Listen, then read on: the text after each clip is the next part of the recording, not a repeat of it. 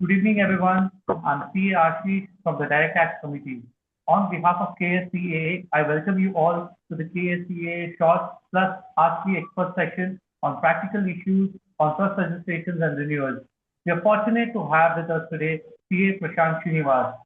Sir represents the third generation of chartered accountants in his family and has been in practice since 1998. He is a fellow member of ICAI, holds a diploma in Information Systems Audit, and is also a cost accountant. He is a partner at Messrs. SS Iyer and Co. Chartered Accountants, Kottayam, a firm established in 1942. His practice focuses on income tax compliances, representation, and litigation with strong hands-on experience in matters related to charitable institutions.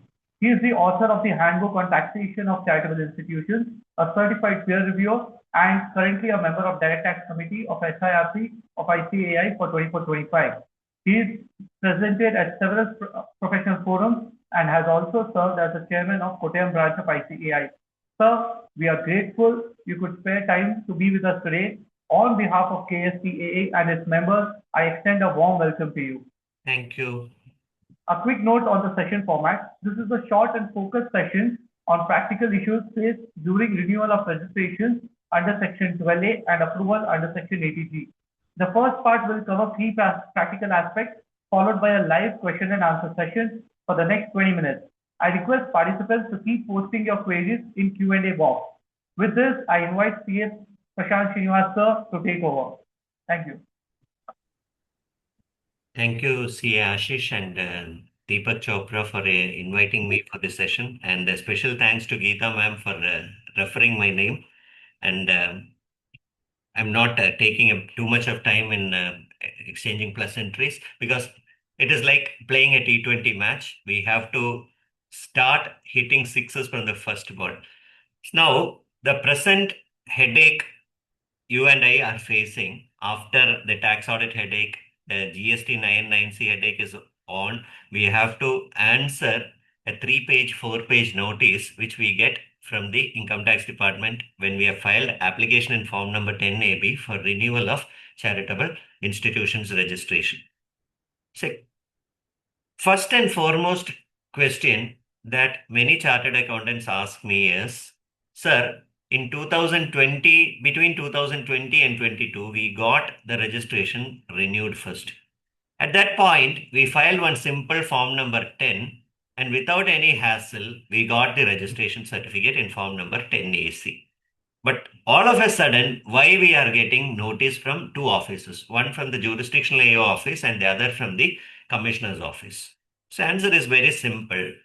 When we re-registered our institution in 2020, because the act was amended in 2020, we just had to file form number 10. Form number 10 is for two purposes. One is for re-registration of an existing registered trust, or if you are applying for a provisional registration. In both the situations, when you file form number 10, it is a straight-through process like we file ROC forms. It's a straight-through process. Department will not verify anything. Within the prescribed time, they will issue the certificate. It's all ended there. But now, when you are renewing the registration after the period of 5 years, that's the present scenario. I'm not going into the side plots. The main plot we are discussing, we have filed all the applications in form number 10AB before 30th of September. We expected an extension of due date, which did not happen. So we have filed that application. Now we are getting invitation letters from jurisdictional AO office as well as from the commissioner's office. Now what to do? So form 10AB invariably means two-way scrutiny and commissioner granting registration after the due process of law. Now the question is, these notices are giving us sleepless nights. Why I call it as a sleepless night? Because the jurisdictional AO notice has crossed all the limits, needless to say, because it is more or less like a scrutiny notice. They have asked for bank statement, they have asked for vouchers, some officers are verifying all those things. So that apart, the main focus should be on the notice issued from the commissioner's office, because ultimately they have to give us the re-registration or renewal of registration. So what is the law regarding renewal of registration? If your trust in the last 3 years, if the gross receipts was less than 5 crores, then the renewal will be valid for a period of 10 years. Otherwise, the renewal will be given for a maximum period of 5 years. Otherwise, they can tell we are not going to renew the registration. The third scenario is very painful because when registration renewal is not given, then the remaining assets on that day, net assets you have to take. Net assets means immovable property, etc. As per the rules, we have to take the fair value or the market value, and net asset we find out, and on that at maximum marginal rate we have to pay the exit tax under 115 TD. So that is going to be a very painful thing if our registration is not renewed. That causes severe tension on practicing professionals like us. And as a prelude, while discussing with your office bearers, what I could understand is the approach of the commissioner's office is not that cordial. Depends from case to case, because we in Kerala are facing a better situation, because they are telling the chartered accountant, sir, if you have 10 or 20 cases, you fix up a date, we'll dedicate exclusively for you. You prepare and bring all the details in one go. If every paper is there, we'll go through it, we'll grant us registration. Today also I have discussed with ITO Technical. He sent me a message telling that these are the points you have to get ready. This is the order sheet format, because they have to process each application and enter into the computer. The order sheet format also they have given. You fill up that order sheet format and bring, so that our job is easy and your work is done fast. So that way we are lucky, touch wood. So far as Cochin Commissionerate is concerned, the Kerala cases are facing a better treatment. And Chennai Commissionerate was also better. But what I heard from my colleagues in Bangalore, and what your office bearer said, the situation is a bit tough. What we can do, we have to represent it to their higher ups, and some via media has to be sought. But at the assessing officer level, things are worse. They are verifying each and everything as though they are doing a scrutiny, and how long they will sit on scrutiny, I don't know. Because it is a time bound process, they have to complete the process by 31st of March. So what all things they have to verify? They are verifying constitutional documents. What constitutes the trust? Activities, financials, assets, and statutory compliance. Basically, these four things they have to verify: constitutional documents, activities, financials, assets, and statutory compliance.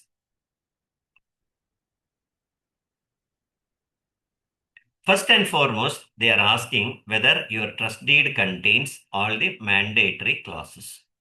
How to search this? We can make use of the AI. How to make use of the AI?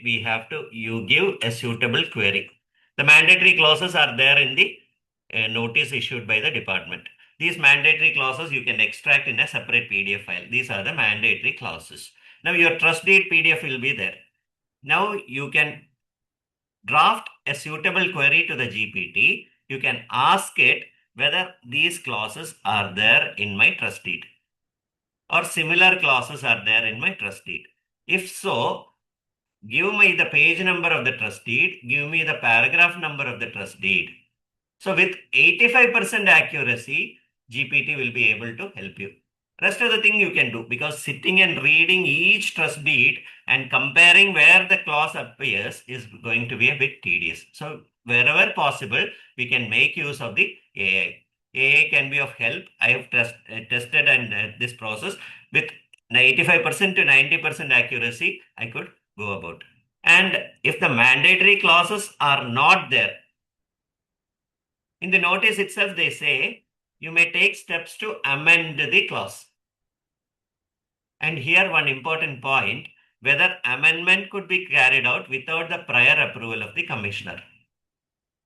And 99% commissioners are taking a view that in our notice, we have directed you to amend whenever the mandatory clause is not there. That means a deemed approval from the office of the commissioner, you can make the amendment.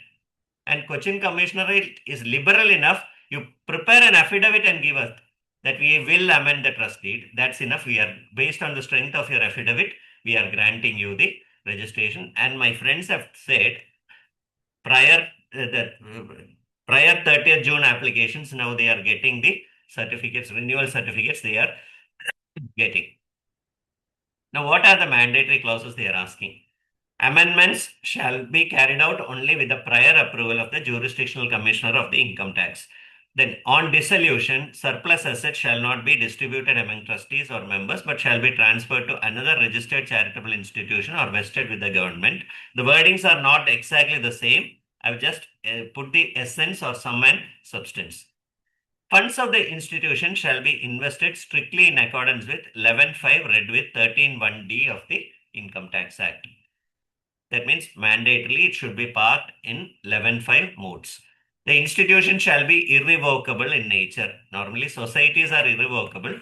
Trust case, we have to have a mandatory clause like that. Any power of amendment shall not extend to altering the basic charitable character of the institution. The object and activity of the institution shall be carried out only within India. Proper books of accounts shall be maintained and closed annually on 31st March. Accounts shall be audited every year by a qualified chartered accountant. Income and funds shall be utilized solely for charitable objects without any private benefit.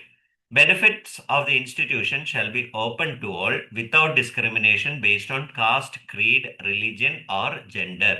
If the institution does not intend to carry on business activities, an explicit clause shall state it will not engage in business or profit-making activities. If any business activity is undertaken, it shall strictly comply with 11.4a and proviso to Section 80G5 of the Income Tax Act. I'll spend a few moments in the mandatory clauses part. See, if you have formed a charitable trust post 2010 or 2015, most of the trust deeds will have all these mandatory clauses. But if you take very old trusts, they may not be having these mandatory clauses in the trust deed or society bylaws. If it is a society, it's easy to amend the bylaws. As per the Societies Registration Act, you can pass resolutions and get the resolution registered with the Registrar of Societies. That is possible. Second thing, if it is a trust, we have to draft the amendment. We have to get it registered at the sub-registrar office. That is the property registrar's office. We have to go there and get it registered. And what I could learn is some registrars are insisting that you have immovable properties in your balance sheet. So when you are amending the trust deed, you have to pay stamp duty based on the value of immovable properties. Some registrars are insisting on that. But my friends from Tamil Nadu, they are telling that you must explicitly mention in the amendment deed that this amendment will not involve conveyance of immovable property. Then registrars are not insisting on stamp duty. So stamp duty aspect may pop up. Now the question is, when we are amending the trust deed, they have given certain guidelines. When we are amending the trust deed, it should not end up in a deadlock. See, for example, I will not carry out any business activity. You amend your trust deed. But later on, some activity you carry out is in the nature of business. Then you have violated a condition based on which registration has been granted. When a condition based on which registration is granted is violated, then this can be a ground for cancellation of registration. So while drafting the amendment, we have to be very careful. So business, if any, that second part will be apt. If I carry out any business, it shall be strictly in accordance with 11.4 of 4A of the Income Tax Act 1961. Now we are into 2025 Act. Still they are asking on Income Tax Act, old Income Tax Act provisions. Now, out of this, audit by chartered accountants in most of the trust deeds, old trust deeds, it will not be there. Then proper books of accounts, Rule 17AA is already there. Then amendment will be there. Prior approval of commissioner will not be there in old trust deeds. That has to be incorporated. Use of funds. So all these aspects we have to be very careful while drafting the amendment, but ensure that when you draft an amendment, you will not end up in a deadlock. It will be like a flow. It is not like a dam which blocks the flow. Then detailed notes on charitable activities undertaken till date to be furnished. See here, a care has to be exercised because you can keep writing on any number of activities that you have undertaken. But ensure that the activity undertaken by you as claimed in the activity report is duly reflected in the books of accounts. That means you say we gave so much free clothing, so we gave so much rice to poor. Then officer may ask, show your accounts where you have accounted this. Then you may end up in a soup. So your account books should be your activity report. From your account books, you write the activity report. Don't write the activity report and try to collate it with the books. Take the books of accounts every year's P&L income and expenditure balance sheet last 3 years you take. What all activities as per accounts is shown, those activities you write in the activity report, and the activities that you write, if possible, support it with visual evidence. That's what they are asking. Photographs, press reports, social media reports, even online media reports are enough. Because we are in an era where digital evidence is also, visual evidence is also very important. So they are also asking for supporting evidences such as vouchers will always be there, pamphlets, newspaper advertisements, photographs, details of expenditure. So year-wise we have to mention. Plus, most important, in your activity report should contain only those things which are there in your accounts. Source of funds used for such expenditure, you can directly explain that this is all duly reflected in my books of accounts. That's enough.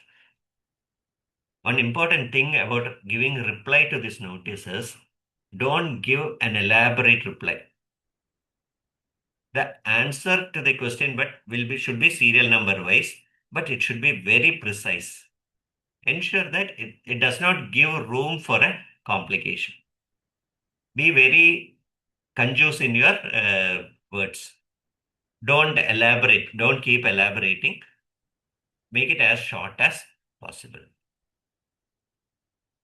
Details of purchase of land, buildings, and other high value assets. 25,000 is no longer a high value amount, but they are asking details of purchase of land, buildings, and other high value assets, 25,000 and above, to be furnished along with supporting purchase dates, bills, vouchers, payment evidence. If you go on giving evidence for 25,000 and above, means take the case of a hospital where purchase of medicines itself is in a year is say 75 crores. 25, most of the purchases will be above 25,000 rupees. So ultimately, you end up producing all the vouchers. So practically, you deal with the situation. Immovable properties, sale deed and purchase deed, you have to produce. Other things on a judicious basis, you produce before the officer. And they are put in a difficult situation if you produce all the vouchers. So in their best judgment, they will look only into material aspects. That's for sure. Where donations are claimed as corpus donations, very important. Corpus donation is a donation where the donor says that it forms part of the corpus. So, most important, it is the direction of the donor which determines whether it is corpus donation or not. So it is the direction of the donor which determines whether it is corpus donation or not, and not the discretion of the trustees. Trustees cannot use their discretion and treat a particular amount as corpus donation. The donor has to say that this is corpus donation.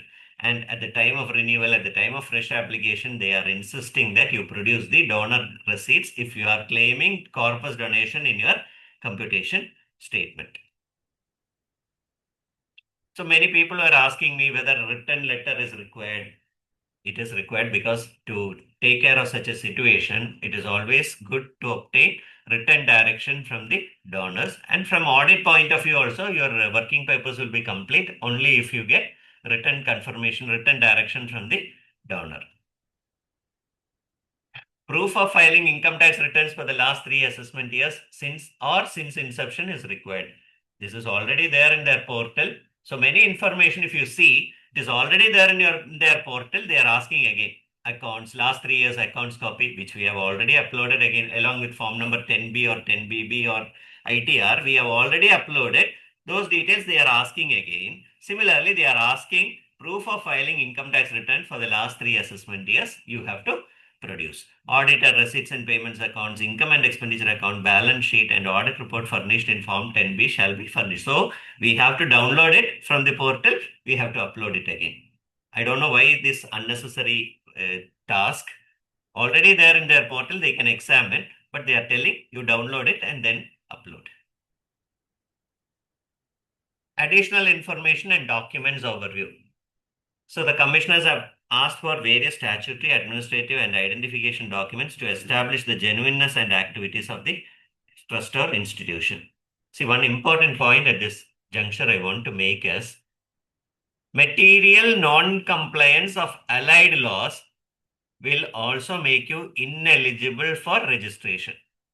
Material non-compliance of not only Income Tax Act, material non-compliance of any other allied law can also be a ground for cancellation of registration or non-renewal of registration. See, suppose a particular trust has violated the provisions of Foreign Contribution Regulation Act. So some commissioners insist whether any FCRA notice is issued in your case. If you have violated the provisions of Foreign Contribution Act and if you get an adverse notice, this can be a ground for non-renewal of your income tax registration. Similarly, GST violations, Provident Fund violations. I cannot visualize all the laws which have a material bearing because it is next to impossible to ascertain which all laws are applicable to an institution. So whatever is forthcoming in our mind, ensure that those particular material laws are complied with. Copy of registration order in 10AC or 10AD. What is 10AC? Your trust was already registered under the prior amendment regime and you got it re-registered when 12AB came. So 10 you filed, straight through process, you got a registration certificate, that is 10AC. And initially the rule was if you are a new trust, you apply in Form 10 for provisional registration, then you get it as a regular registration. So all this mazza was there. Now, when you file Form 10AB, application is filed in Form 10AB, the registration certificate you get is Form number 10AD. So when 10 is filed, 10AC you get. When 10AB you file, you get 10AD. Both are registration certificates. That's why they have put 10AC/10AD. Then copy of earlier registration certificate under section 12A if applicable. That is a catch. So what happened is when the new amendment came, many people felt we just file an application. Even if you file blank paper, you will get new registration.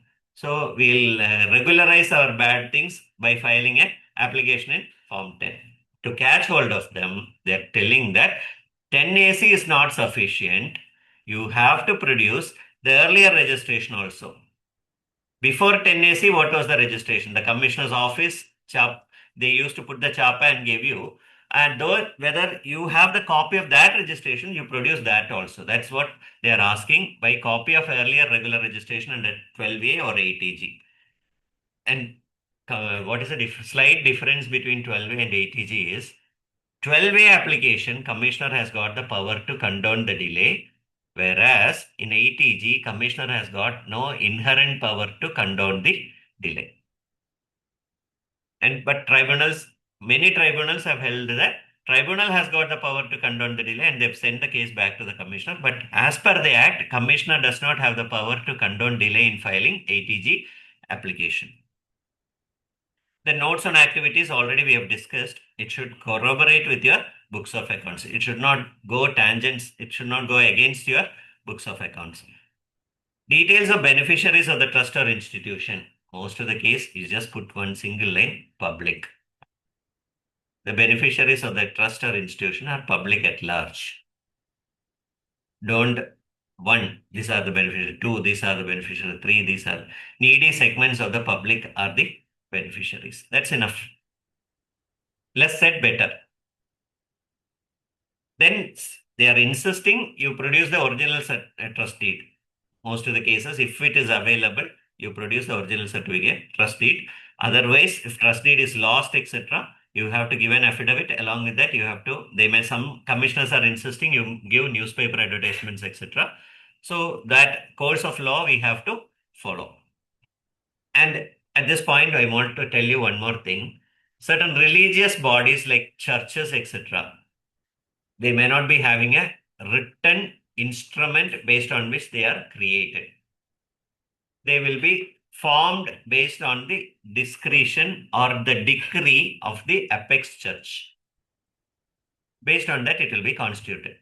But in 2020, most of the religious institutions reached a consensus. They say that we are formed based on the decree. So, decree is the instrument evidencing the creation of the trust.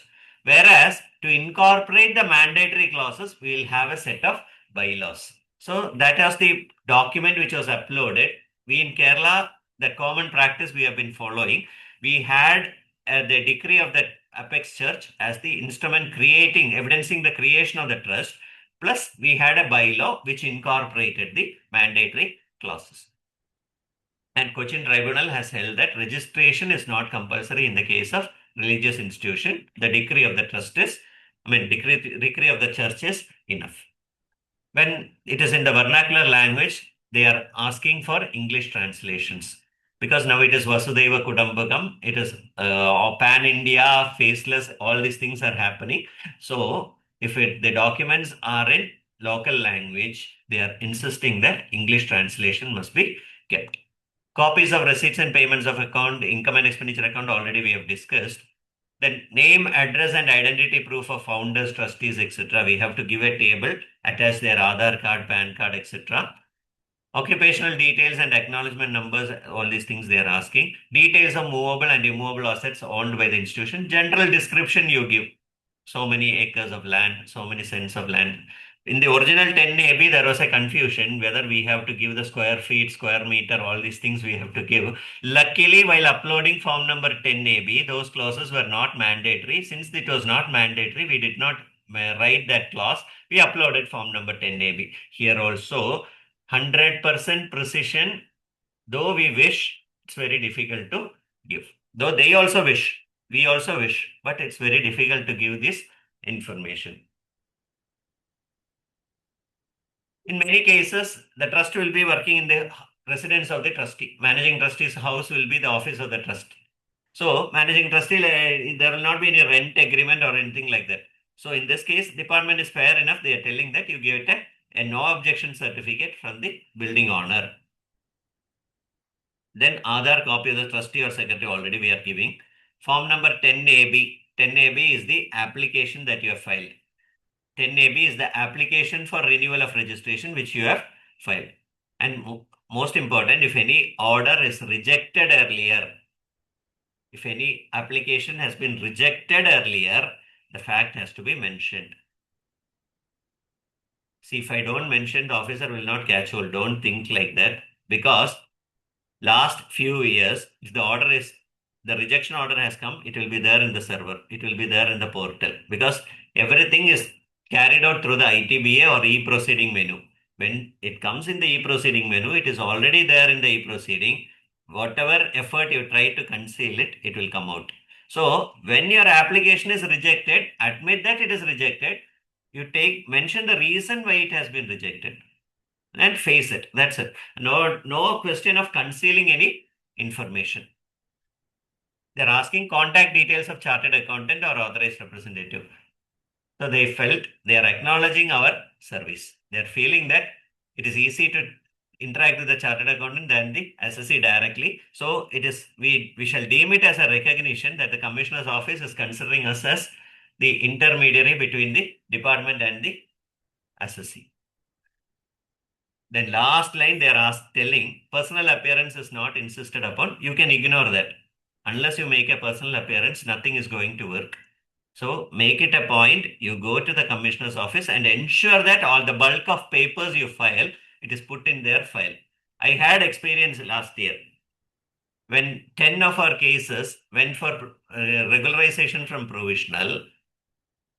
They told that you file at the Tapal. We filed at the Tapal and came back. All the 10 cases papers were put in one file. And the 9 files they were about to reject. Since the ITO was a friend of mine, he was working in our place, he called me, "Sir, you have not filed reply to our notice." Then We said, sir, we have the Tabal proof that we have filed all the 10 replies. Then he said, anyway, send across one more copy. I said, okay, I'll give, because we are in the we are not in a position to bargain. So I said, I'll get all the copies. 20 minutes later, he rang me up and said, sir, it's a problem from our part. We have the daily wages staff sitting here. They don't know the seriousness of these things. So all the 10 papers, 10 sets of papers were put in one file. It should have gone in 10 different files. That's why I'm telling, we shall go there, ensure that each set of paper goes into the respective file. All the documents and details shall be submitted electronically through e-filing portal. Okay, fine. The officers themselves are telling, sir, you file it physically. Then in the e-proceeding portal, you mention that this has been physically filed at such and such day. Non-compliance may result in rejection of the application or cancellation of registration. That is the general clause they will say at the while concluding the notice. Anyway, this process is going to be a very tension-giving one. Till the first stages, once we see the notice, when we read it, it creates an amount of tension. Once we start preparing the reply, the non-cooperation from the client, that adds to our tension. Then we have to fight with the client, get all the details, and we have to put it across in a proper, put them in a proper docket form and with the suitable index, etc., etc. Now the third task is going to the office of the commissioners and presenting these papers. The kind of questions, the unpleasant questions that we are going to get from there, we have to be very prepared. We have to play a devil's advocate. We have to be prepared for the worst question. Because last week we had the opportunity of attending an All Kerala conference in Kannur. We had the Navaratna conference, and the doyen of our Indian tax jurisprudence, Dr. Girish Ahuja sir, was one of the speakers. He was telling, two subjects in income tax law, the department doesn't know what to do. The officers, less than 5% of the officers know that subject. One is transfer pricing and the other is taxation of trust. So, not because of your ignorance, not because of any fault that you have committed in complying, because of their ignorance, you should be prepared to face any sort of unpleasant questions. And what to do while disposing of a renewal application, most of the department officers are still unaware of. So what they are doing is, whatever available papers they get, they do the task which they are familiar. They sit on a scrutiny. That is going to create some difficult situations. They ask for voucher for this, they have asked for voucher for that. They ask for minute details like bring all bank statements. So some officers are doing that. But by and large, the problem is, if department starts sitting on the papers like this, they may not finish the task by 31st of March. Anyway, assessee is different, department is different. They may get an extension. For us, if we want an extension, we may have to go to the court. That's a different story. But department, automatically, if they represent, they will get an extension. Let us not stretch things to that extent. Let us hope the attitude of the Bangalore Commissionerate also change, because it's a dynamic process. It's not a hostile process. We have to meet the commissioner. We have to appraise the commissioner of the ground realities. And associations like the Karnataka State Chartered Accountants Association, you can play the pivotal role, because as part of institute's branch, the branch managing committee may be having too many restrictions. But an association of chartered accountants is more liberal, like Bombay Chartered Accountants Society doing proactive things. This society, I'm sure, because time and again, Karnataka State Chartered Accountants Association has come to the limelight. Wherever the members are facing problems, you have taken the lead. And I'm sure this problem also you can overcome. And with this short time, let me conclude my presentation, and I'm happy to take the questions. Thank you.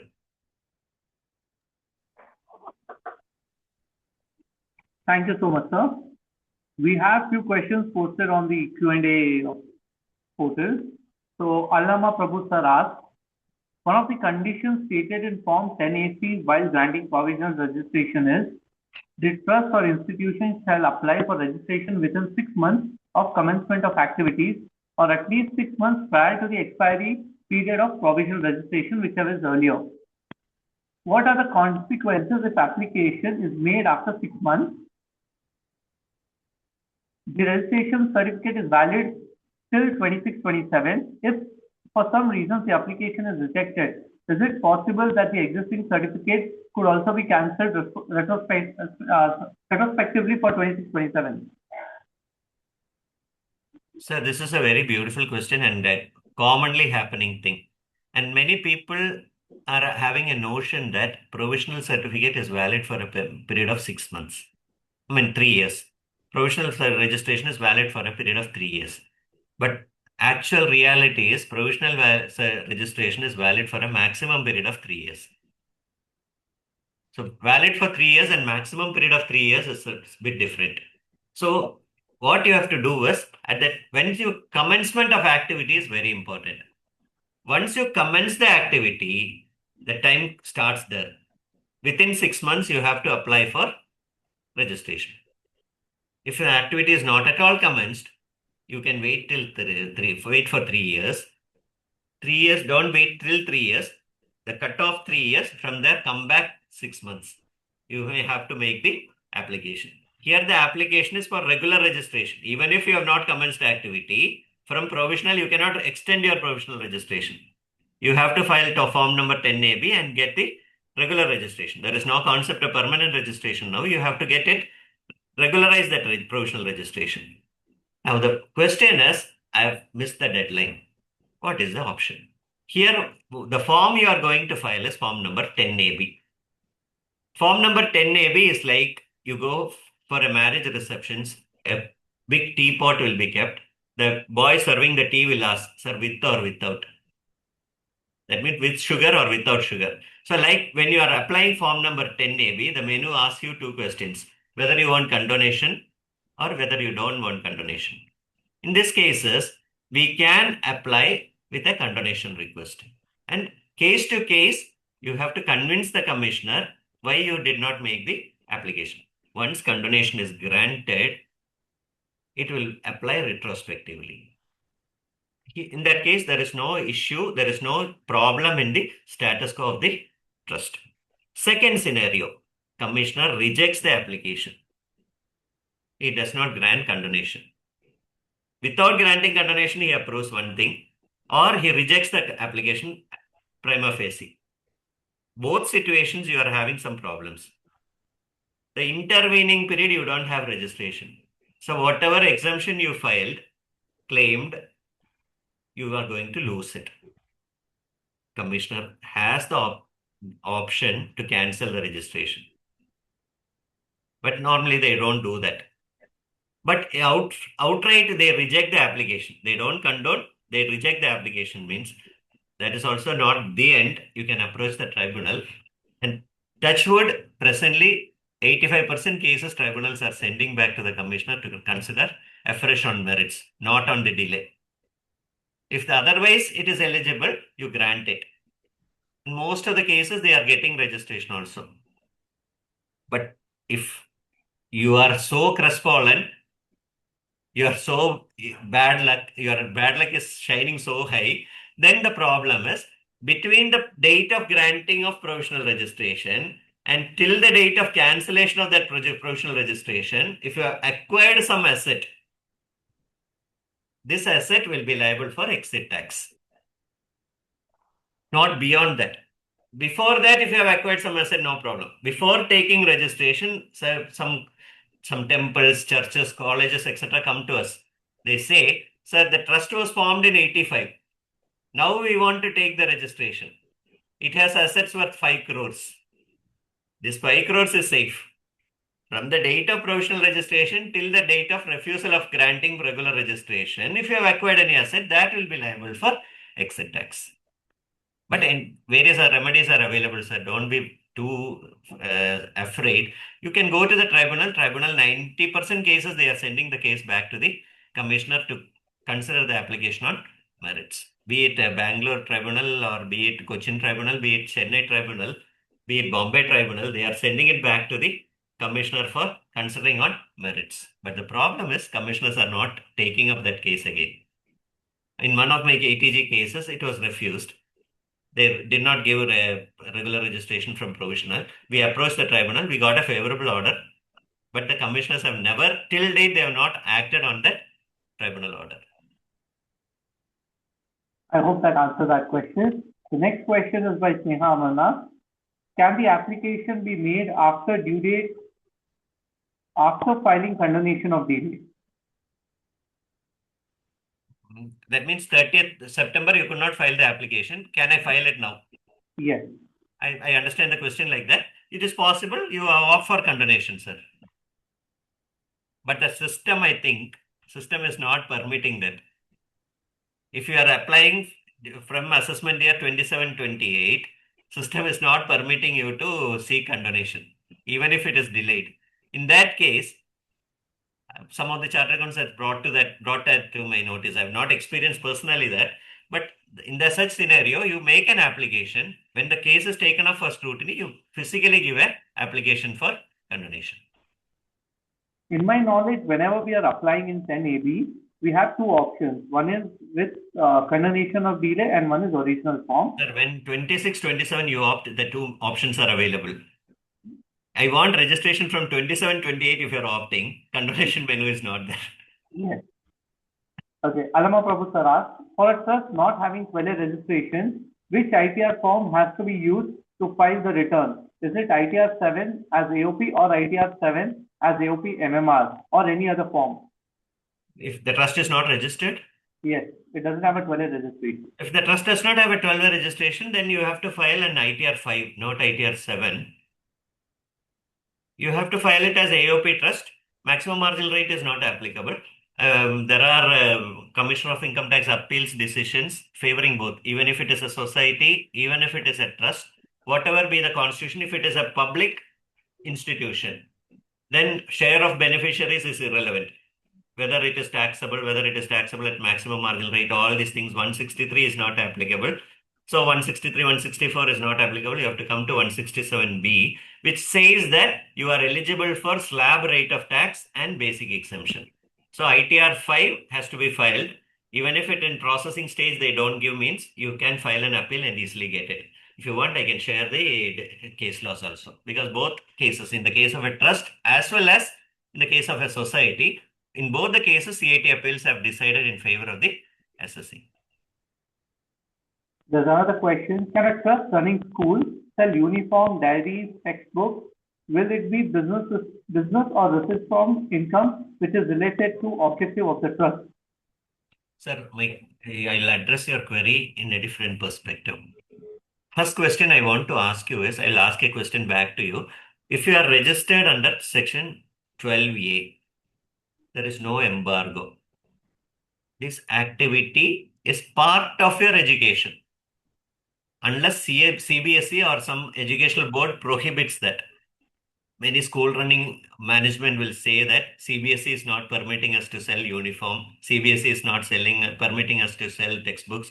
For that, they create a new societies, sell the textbooks, etc. through another society. They keep it below 20 lakhs. All these gimmicks they'll do. That means it is an independent trust. We are not bothered. But if you are a registered trust which sells notebook, which sells uniform, etc., 12A registration institution means it's part of your fee collection for educational activity. Fee collection for educational activity, which is your charitable activity and not a business. If at all officer takes a view that it is business, it is a business which can be inextricably linked in accordance with section 11(4)(a) of the Act. So 12A means either it is charitable purpose of education, or if at all the officer is hell-bent telling that this is business, you can put across another argument telling that this is a business. Yes, sir. If you take a view that it's a business, it is part and parcel of my educational activity, which is inseparably linked with my activity, and I maintain separate books of accounts. So 11(4)(a) squarely applies in my case. That's first part. Second part, if you are an institution which is covered under 1023C. 1023C I wanted to highlight because many chartered accountants ask me, sir, I am not registered under 12A. My institution's income is less than 5 crores. What shall I do? Here also, you are eligible for 1023C 3AD, which is a hospital 3AE. So you are eligible. For that, what you have to do is, you have to file your ITR. Audit report is not required. You have to file your ITR, even if it is belated. Why I'm emphasizing that it is belated means you have opportunity till 31st December to file it. Late fee of 1,000 rupees will be attracted. If your case is covered under 1023's 3AD, don't wait. You file the return. Return form is ITR 7. No need to elaborately fill up the form. You have to fill up that schedule and file it. That's enough. In such cases, where it says that it is wholly for the purpose of education, one question catch is there in the section. For that, Queen's Educational Society Supreme Court decision we have to refer. They say activity of an educational institution can be of three types. One is directly linked with education, collection of fees from students. Second is, that is no problem, incidental. We can say that selling textbooks, collecting school van fee, this is all incidental to the rendering of education. Third, I rent out the school auditorium for marriage functions. That is totally unrelated. You may lose exemption. So these three criteria, Queen's Educational Society decision, Supreme Court has laid down. First, direct, then incidental. If you pass the test of direct or incidental, fine, you are within the law. If you indirect income you have, then you are in trouble. Another question, sir. If a trust has rented out its properties and utilizing the full amount of rent collected for charitable purposes, will the renting of property amount to business activity? Will there be any issues in this regard? Here also, I'll tell you one thing. You take the definition of charitable purpose. Relief of the poor, education, medical relief, yoga, conservation of nature, all these direct objects are there.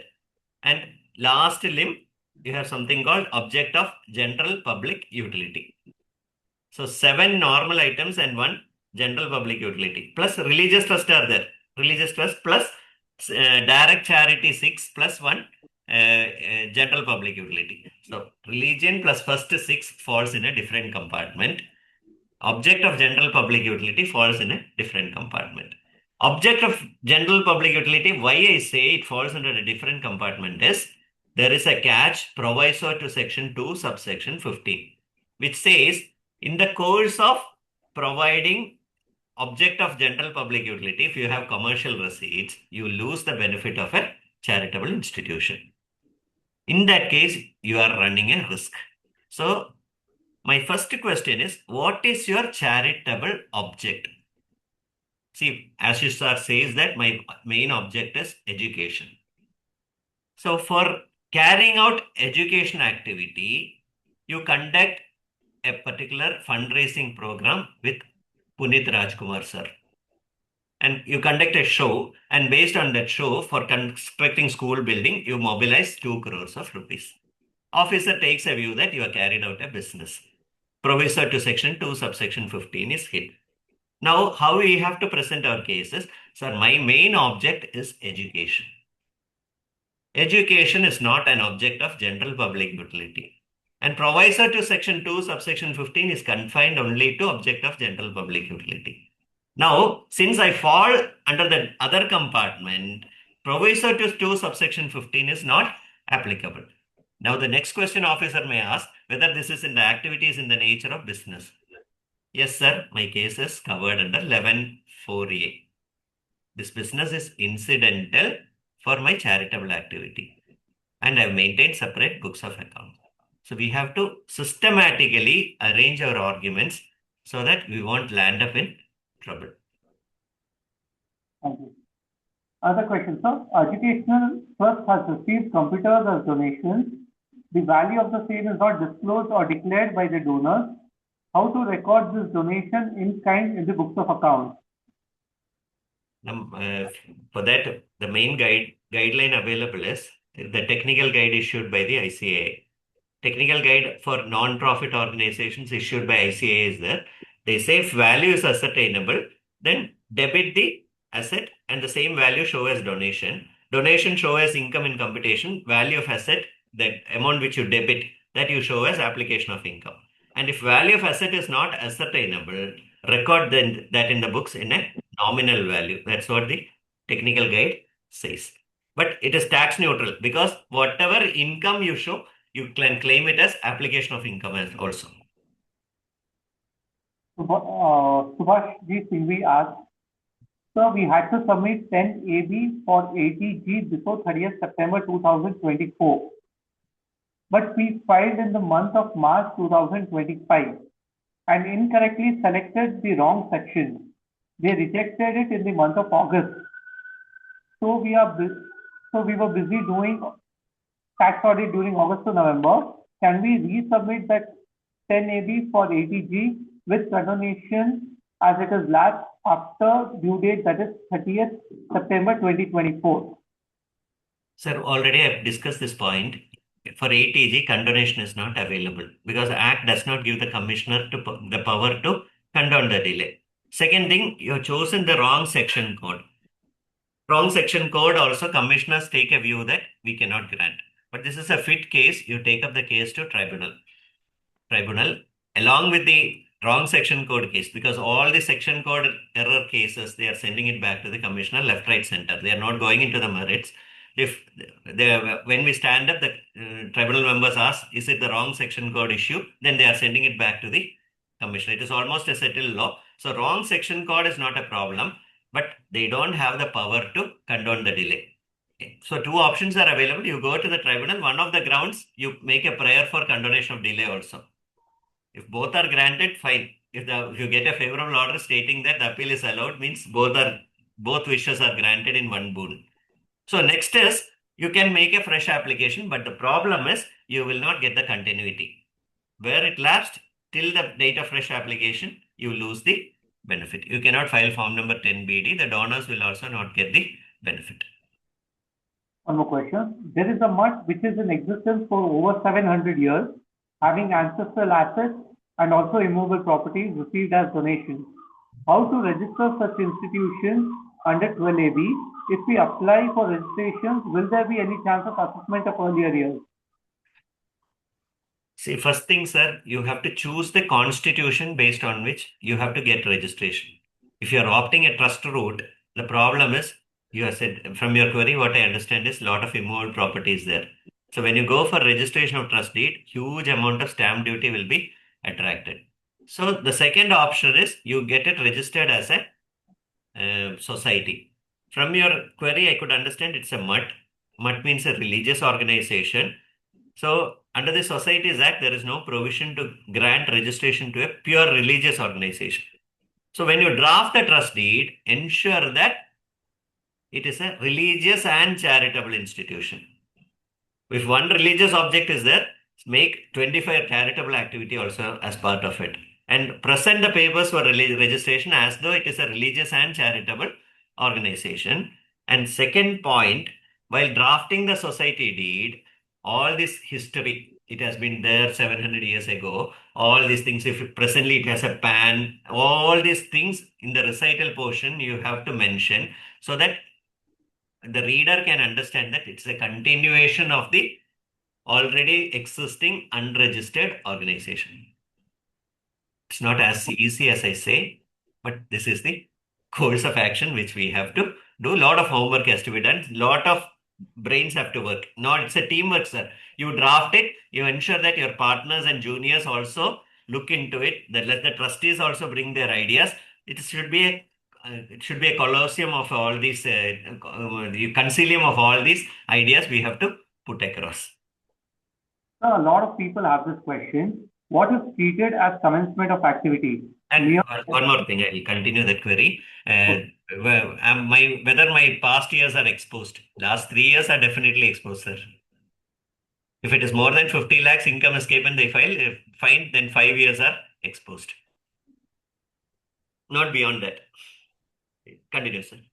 What is treated as commencement of activity? Mere opening of bank account of trust can be treated as commencement of activity. In case of trust, which has already started activity, whether 10AB can be filed if there is no provisional registration. Sir, my personal view is expenditure part you have to see. Opening a bank account means your receipt is coming there. Activity means charity, education. Activity means medical relief. That means you should have to spend something for that. Once you start spending, that's a point where activity is commenced. And when to apply in 10AB or whether to apply for a provisional registration and then to convert it into 10AB is also a management decision. Suppose as Ashish sir is forming a trust with a promise from someone that we'll give some funds immediately. If you are a registered 12A institution, we'll give you funds. Then provisional registration is the easy route. Because provisional registration is also a registration.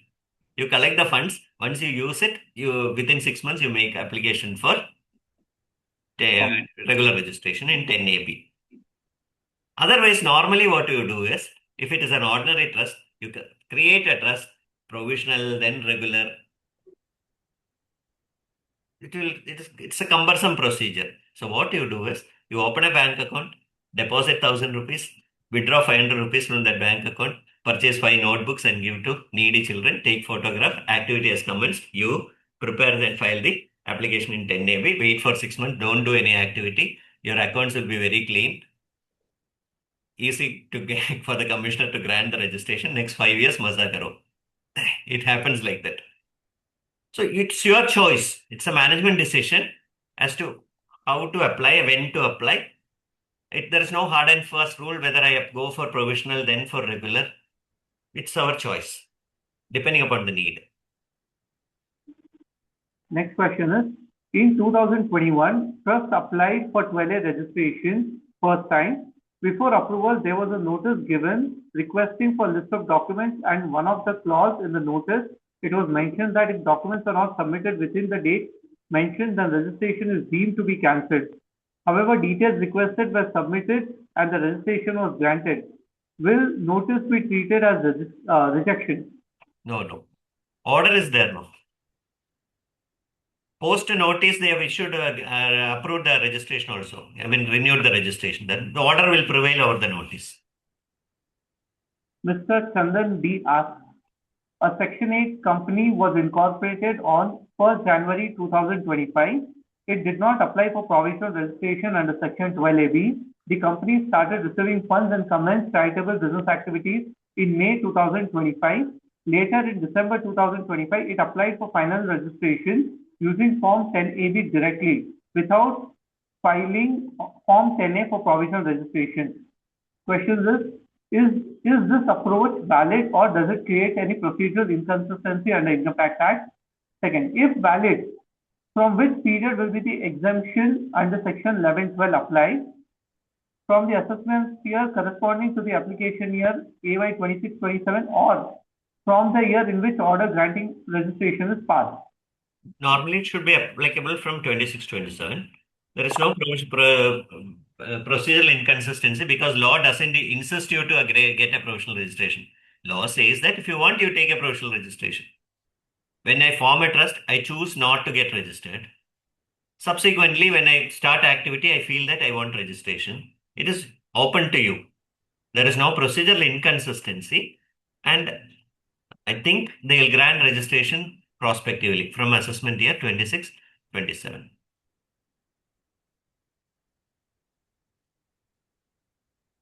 Because what happened was, in certain cases, in the month of September, etc., certain applications under 80G, 12A registration was already there.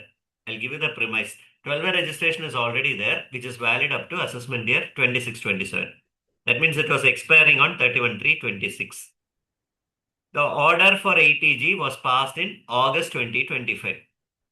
Now the commissioner gave the order for 7 months. Why we asked, the commissioner said that your 12A registration is valid only up to 31st March. And one of the prerequisites for granting 80G is you should be registered under 12A. Unless your registration under 12A is renewed, how do I know that you will have a 12A registration for the next 5 years? So in August, the application was disposed of, 80G was allowed for a period of 7 months. So department's attitude is like that. I just wanted to convey. Mr. Venkatesh Babu CR asks, Educational Institutions Plus had taken registration under Section 12A and the same is valid up to AY 25-26. The gross receipts is less than 5 CR. Can they avoid filing renewal under Section 12A and avail benefit under Section 1023C? It earns some interest on deposit from banks. Thanks. Interest on deposit is okay, but the problem is when you had registration during that period, if you had accumulated, you have claimed Section 11, that's a question. You had registration for a period. During that period, whether you have claimed exemption under 11 or 1023C, that's a question. For 5 years, I say that I claim exemption under 11 and I create certain assets out of it. And now I say that I'm not applied for renewal. Now 1023C is convenient for me. So this 5-year period, if you have accumulated or amassed any wealth or asset by claiming Section 11 exemption, this can be, it's a worst case scenario, this can be subject to exit tax under 150 TD. The danger is there. Otherwise, no harm. If you comply with the provisions of 1023C 3AD, you can file the application.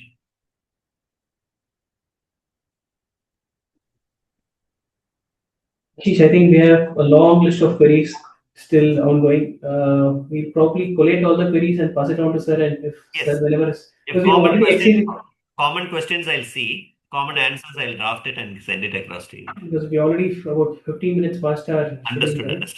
And this will never end, sir. As you said, trust is an area which department does not understand. Even professionals face it. Challenging to especially no one expected notices from both the officers and such hangama, because last time we got it in a platter. Yeah. I think with this we proceed to a conclusion. Yes, you can. It's your call. Over to you. With this, we conclude today's session. Thank you, sir, for a clear and highly practical session.